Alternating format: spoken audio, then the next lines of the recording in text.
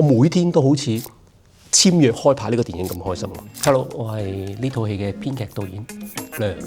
居英。我經常同人介紹呢套電影呢，就係一個關於一個人奮不顧身咁樣去完成一件事嘅一個歷程。由以前跳舞啦，到做音樂啦，到後尾開始接觸電影嘅時候，我都好想去將我內心嘅想法講出嚟。好多時候大家已經忘記咗，原來我哋香港電影最強其實係動作片。即係我想將呢樣嘢帶翻出嚟，再結合我嗰種好中意嘅漫畫啊、遊戲裏面嘅世界觀。每日都有嘢要擔心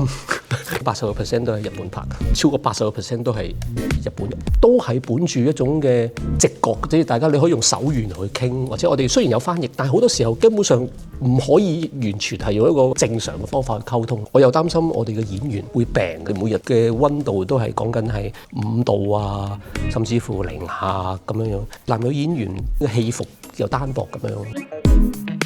最期待梗係上映啦，做到好出嚟，無論個結果如何，大家 proud of 呢件事，將呢個成果 share 俾我嗰啲團隊知道，香港團隊、日本團隊個個幫過手嘅人，另外更加想將呢一份嘢 share 俾觀眾。